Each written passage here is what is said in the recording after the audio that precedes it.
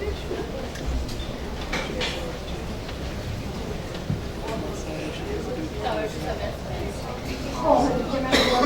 tarde a todos. Vou falar um pouco sobre a experiência profissional, vou falar um pouquinho rápido para a gente conseguir manter o horário da agenda. Então, eu sou graduada em Estatística. Durante o curso de Estatística, eu comecei minha carreira profissional sendo bolsista de iniciação científica por 3 anos.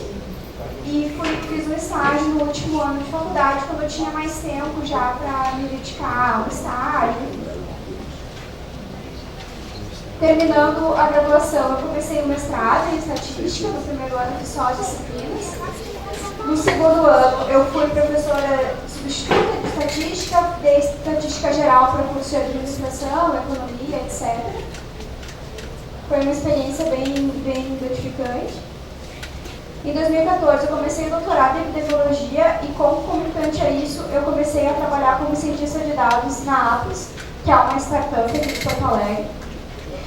Depois da Atos, eu fui para o grupo RBS trabalhar também como cientista de dados e como gestora de projetos também. Então, eu tinha um projeto de Business Intelligence, que a gente trabalhava dentro do RH da RBS e eu fazia a gestão desse projeto. E hoje em dia eu estou no Instituto Dourado de Pesquisa, que vou falar um pouco mais depois. Então, uma coisa que eu ficava bastante em dúvida quando eu terminei a faculdade, quando eu estava terminando, é se valia a pena fazer a pós-graduação. Porque sempre me falavam, fazer pós-graduação vai ser professor, fazer pós-graduação não vão querer te contratar porque teu ticket vai ser muito alto, né? Sem salário.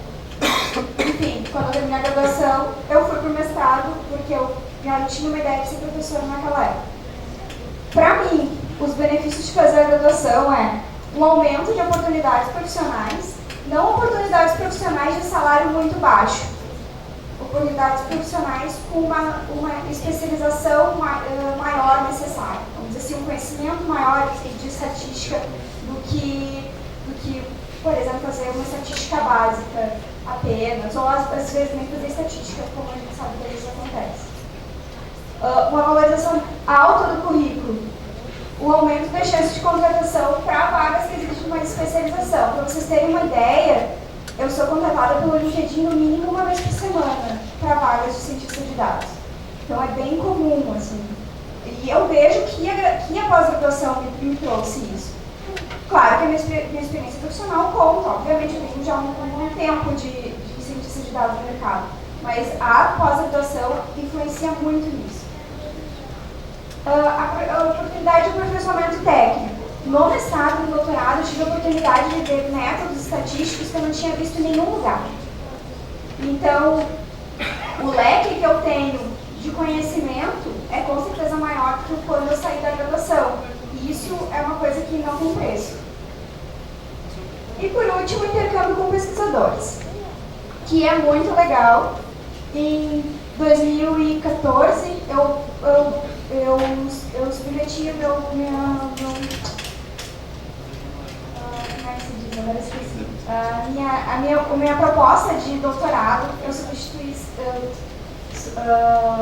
mandei para a FAPERGS, por uma oportunidade que tinha do programa de internacionalização da pós-graduação, que era um programa que tinha como objetivo trazer professores do exterior para cá e mandar o pessoal da pós-graduação para o exterior para melhorar o ensino no Brasil, enfim, o conhecimento das pessoas. O meu trabalho ganhou, né? E 2 estrangeiros vieram para o Brasil e eu fui para a Holanda durante um mês. Os professores estrangeiros vieram, esses 2 aqui, o Arnold e a Marga.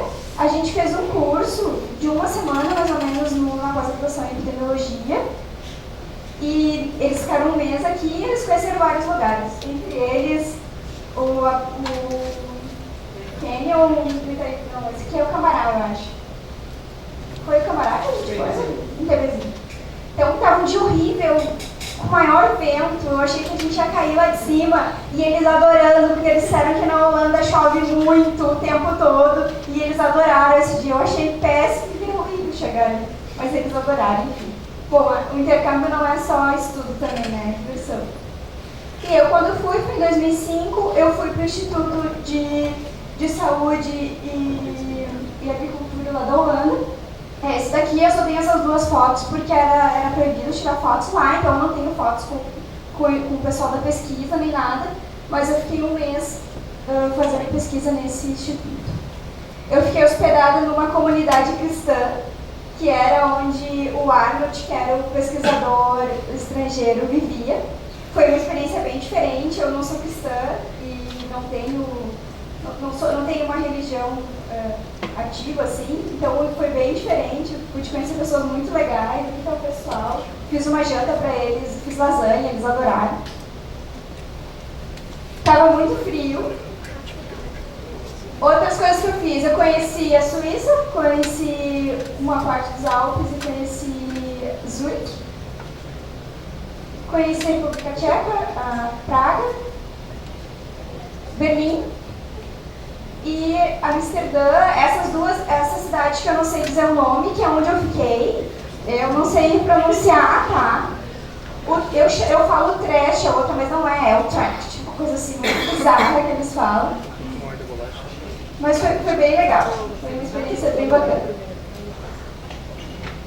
Aí o que eu queria trazer aqui é se é possível conciliar a pós-graduação com a vida profissional. Que era uma dúvida que eu tinha muito quando eu comecei quando eu estava terminando a graduação, nem quando eu comecei, na verdade. Onde eu trabalho hoje é possível. Eu trabalho no Instituto de Pesquisa, é esse daqui, ele tem 3 unidades.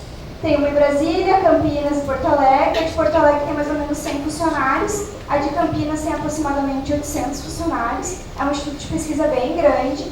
Ele faz pesquisa para empresas. Então, são empresas que investem em tecnologia e inovação.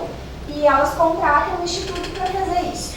Então, no caso, eu trabalho para uma empresa multinacional dentro desse instituto e a gente faz a parte de desenvolvimento de pesquisa deles com base em estatística, machine learning, enfim.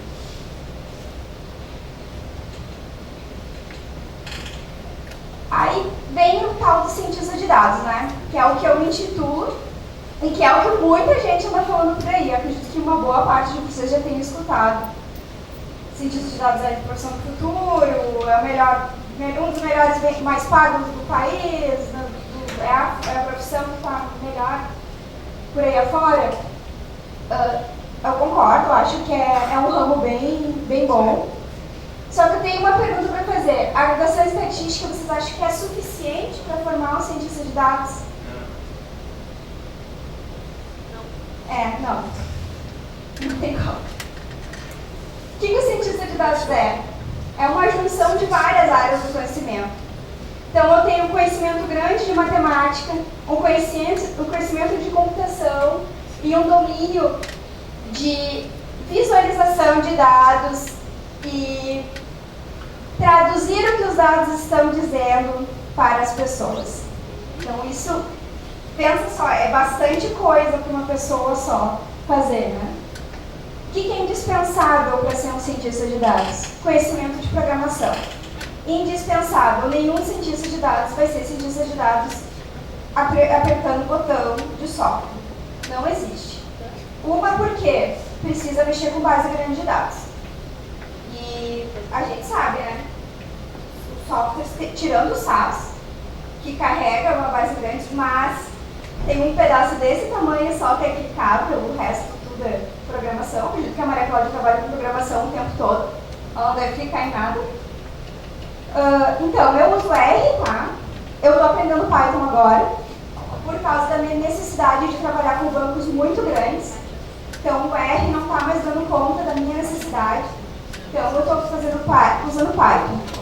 Também precisei aprender SQL, porque a gente tem que tratar o banco antes, diminuir o tamanho dele, diminuir a dimensão para botar dentro do R.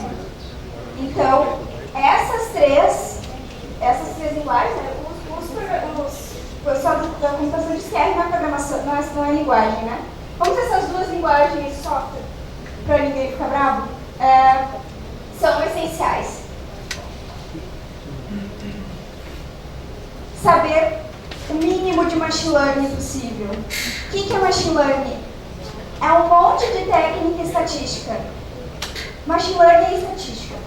Resumindo isso, não fiquem com medo de usar machine learning, se pedir usarem machine learning, vão atrás, corram atrás, tentem aprender. Para quem sabe estatística, é infinitamente mais fácil entender machine learning. A única coisa que difere é na questão técnica, como tu trata a tua amostra, mas isso aí a gente pode falar depois, se a gente tiver interesse. Estatística, olha, vocês têm esse daqui, tá feito já. E, gente, esse é o mais importante, na minha opinião.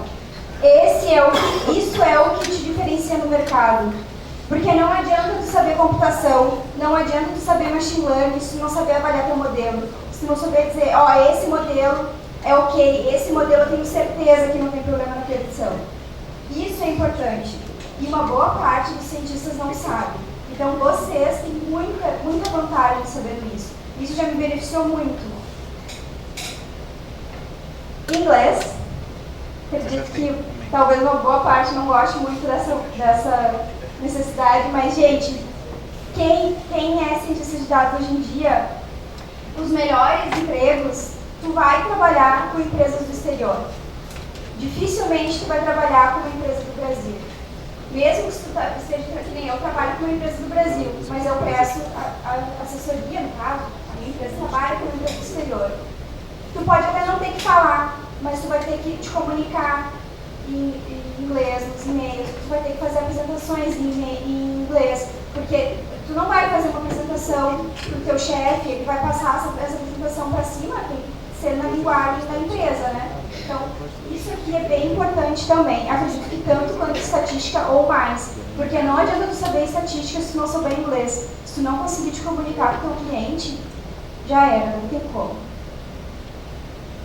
O que é desejado? Conhecimento básico de Big Data, mais ou menos como funciona extração de dados, como é que funciona a computação em nuvem, enfim, não é obrigatório, isso aqui tu aprende na vida, não é obrigatório totalmente. O que é desejável e que é muito importante é conhecer alguma ferramenta de visualização que dê um resultado impactante de gráficos. Por exemplo, essa aqui, que é a D3GTS. Quando tu compara os gráficos dessa ferramenta com qualquer software estatístico, não tem comparação. Isso aqui é muito mais impactante. Entrem no site para vocês verem, é muito legal. Claro, não é uma coisa que eu vou fazer um report semanal, eu vou gastar um tempão programando aqui para conseguir chegar nisso aqui. Não, isso aqui é uma apresentação para um alto executivo, uma coisa que vocês querem vender o resultado de vocês. Mas isso aqui, por isso que eu disse que é desejável. Se vocês souberem, é um diferencial, faz diferença na hora de apresentar um relatório, ter um gráfico bonito, um gráfico bem apresentado. Aí, uma perguntinha, né? Se vale a pena investir na carreira de cientista de dados. Aqui eu só dei uma googleada, peguei quatro reportagens, uma da Forbes, outra da Exame, outra da Folha, todas falando a respeito do cargo de cientista de dados. Muito bem pago, muito bem... a indústria está querendo muito, todas as áreas estão querendo muito, tanto medicina quanto a indústria em si, quanto até a parte médica. Todo mundo está querendo o cientista de dados. Então, gente, vale a pena.